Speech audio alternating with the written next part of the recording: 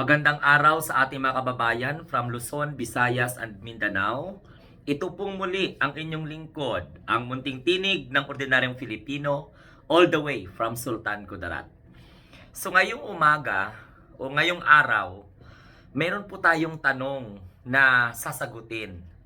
At siguro napakahalaga itong tanong na to para sa akin dahil nabigyan ko po ng pagkakataon na malaanan po ng aking oras. Okay? So, ang tanong dito is, Good AM, Boss Glenn. What can you say about how President Trump did to some members of ICC that he freezes their account?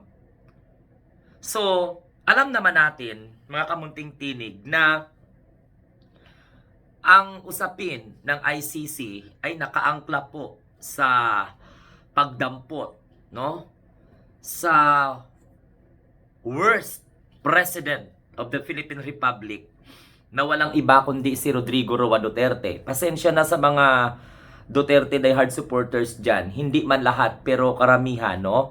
At syempre sa mga pasensya na din sa mga kaibigan po natin mga DDS na nirespeto kung ano po ang pananaw ng munting tinig. Galit na galit kasi ang mga tao sa International Criminal Court. Yun nga dahil pagdampot o pagkahuli at pagdetain kay Rodrigo Duterte sa salang crime against humanity na isinampa sa kanya panahon pa po 2016. Hindi pa Pangulo ang Pangulong Bongbong Marcos noon, meron na pong reklamo yan laban kay Digong, no? Ang pambansang pinakabastos na naging Pangulo ng Republika ng Pilipinas. Balik tayo sa tanong dito. For me, nasa kay Trump na yun.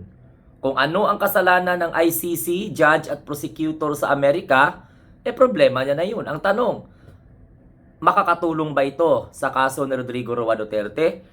Aba, mas lalong mahihirapan si Digong nito. Kasi, ang pagka-freeze ng assets ng mga prosecutor at saka ng mga judges ng International Criminal Court, kung sa tingin ni Donald Trump, yun ang makakabuti para mabigyan niya po, masatisfied niya ang kanyang sarili at ang kanilang bansa, no, na nagkaroon po di siguro ng pagkakasala itong mga prosecutor at mga judges na ito ng ICC, nasa discretion na yun ng Amerika. Pero kung tatanungin niyo ako anong magiging epekto sa kaso ni Rodrigo Duterte, abay lalong mapahamak si Digong nito. Lalong tatagal ang sarili niya sa loob ng kulungan at pag halimbawa hindi makagalaw ang ICC judges and prosecutor. So what will happen sa mga pending cases like kaso ni Rodrigo Roa Duterte? So paano nila didesisyonan? Paano sila makamobilize? So, ano ang mangyayari sa International Criminal Court? Bubuwagin ba ito dahil lang sa sanction ni Donald Trump? Siguro, ang malaking katanungan dyan, lalong-lalo na kung ang mga nagtatanong ay mga Duterte diehard supporters, abay, delikado ito sa side ni Rodrigo Roa Duterte. Kasi sino po ang magdidesisyon? Halimbawa, mabar down ang operation ng ICC. Anuhin nila yun?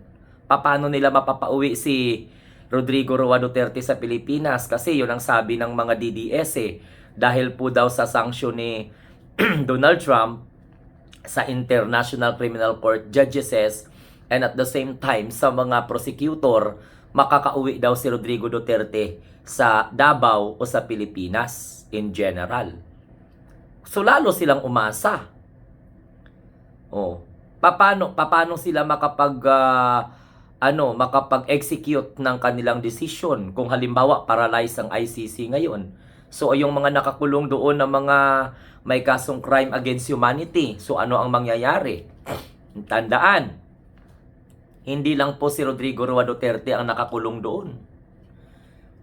Alangan naman lahat ng nabigyan ng conviction ng ICC ay mapawalang sala dahil sa sanction ni Donald Trump, sanction ng Amerika. Kung sa tingin ng Amerika, yun ang nararapat para parusahan itong mga judges na ito at saka prosecutor, kasama na po ang kanilang pamilya, So, be it. Wala naman po akong interest doon. Kahit anuman ang mangyayari, buwagin man ang ICC o hindi man buwagin ng ICC, hindi pa rin makaka-apekto yon sa kaso ni Rodrigo Roa Duterte. Lalo pa nga siguro mga nasa disadvantage side yun. Lalong magpapalala ng situation ni Digong. Baka mamatay na lang si Digong sa loob ng kulungan ng ICC, hindi siya makakalabas dahil sino yung magdedesisyon?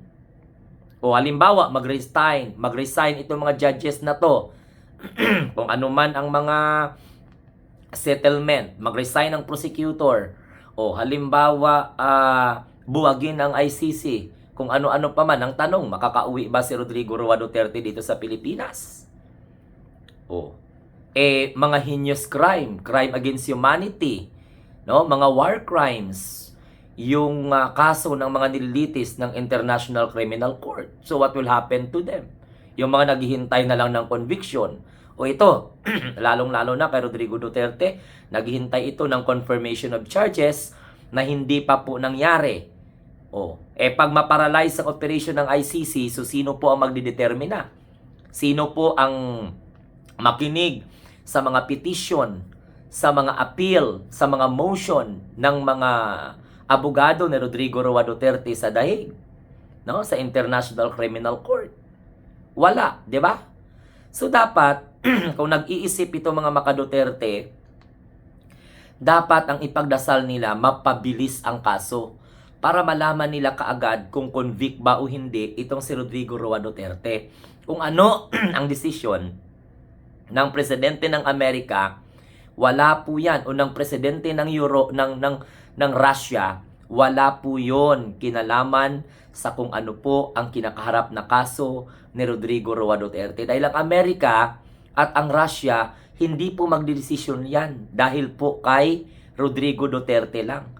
O, kahit sa issue pa ng soberenya, tandaan po ninyo, ang ICC nagpalabas po ng warrant of arrest laban po kay Vladimir Putin ng Russia at ng ilan pa mga personalidad. So kung sa tingin ng Russia, para maparalyze nila yung ICC, isa-sanction nila, ikukulong nila, i-economic sanctions nila, i-freeze yung mga accounts, hindi makakagalaw, paralyze ang ICC in general. So what will happen? Take note, ang ICC composed po ng mga bansa yan. So, ibang mga bansa, membro. Maraming mga bansa ang membro ng Rome Statute. Gusto ko lang ipaliwanag sa inyo na yung economic sanctions ng Amerika at ng kasama na po natin ng Russia. Bakit economic sanction? Kasi fini-freeze po yung kanilang mga accounts. Hindi sila makakagamit ng Grab, hindi sila makatransact digitally, okay, electronically. Hindi po sila makapag-transact ng ganun. They cannot withdraw their accounts. They cannot convert their accounts into dollar. So, wala, no? Ang tanong, hanggang kailan gagawin ng Amerika ito at ng Russia? Hanggang kailan mapapangatawanan ng Amerika at ng Russia ang pag-sanction doon po? Paano sila makapag-sanction? Hindi nga sila membro ng International Criminal Court. So, baka mamaya mabaliktad pa kasi Amerika laban sa mga bansa na miyembro ng International Criminal Court and at the same time ng Russia, no? Na kung saan ganito po mga kamunting tinig, mga kababayan, marami pong umaasa na mga bansa na makonvict itong mga akusado ng kanilang mga leader dahil po sa salang crime against humanity, genocides, war crimes, o kung ano-ano pang mga matataas na krimen na kinailangan po ng international judgment o ng decision from international tribunal. So yun ang gusto kong ipaliwanag sa inyo. Pero kung yung sanksyon ng Amerika, sanksyon ng Russia, sasabihin nagsanksyon ng Amerika, nagsanksyon ng Russia dahil kay Rodrigo Roa Duterte, mali po yun. Ayaw po ng Amerika pakialaman ang kanilang soberanya. Ayaw ng Russia pakialaman ang kanyang soberanya. Pero siyempre sa Pilipinas, ayaw din nating pakialaman ang ating soberanya. Pero hindi naman natin sinuko ang soberanya nung nakipag-cooperate tayo na mahuli itong si Rodrigo Roa Duterte dahil individual po ang sinuko, hindi po ang ating soberanya. Kasi nga, may jurisdiction, kung issue ng jurisdiction ng pag-uusapan, may jurisdiction ng International Criminal Court sa kaso, hindi po sa ating bansa. Bakit sinabi ko yun? Because the case was being filed before the withdrawal of the Philippines under Duterte administration sa Rome Statute noong 2019. Uulitin ko, ang economic sanction, ang pag-freeze ng mga assets, nakadepende po sa kung ano pong mga legal intuitions ng Amerika at ng Russia dyan. Problema na po nila yan. Pero in general, sa kaso ni Rodrigo Duterte, ang pagka-freeze ng accounts ng mga judges and prosecutor, lalong magpapahirap ito sa kalagayan ni Rodrigo Roa Duterte. Lalong-lalo na, halimbawa, kapag mag-decide na mag-resign ang mga judge, o mag-resign ang mga prosecutor. So, paano na lang? Hindi naman po agad-agad hugutin si Rodrigo Duterte doon sa International Criminal Court hanggang hindi po nabuwag ang International Criminal Court. Kasi pag mag-resign, automatic lang naman yan, may papalit. Pag may mag-resign, magbitiw o whatsoever kung natakot sila sa sanction po ng Amerika at ng Russia. Gets? Pero kung hindi pa nabuwag ang ICC, delikado si Rodrigo Roa Duterte kasi sino ang magdidesisyon? Halimbawa ng mga kaso, including yung kanyang kasong crime against humanity. Sino ang magpe-preside in every chamber? Okay? Kasi nga, by level po yan.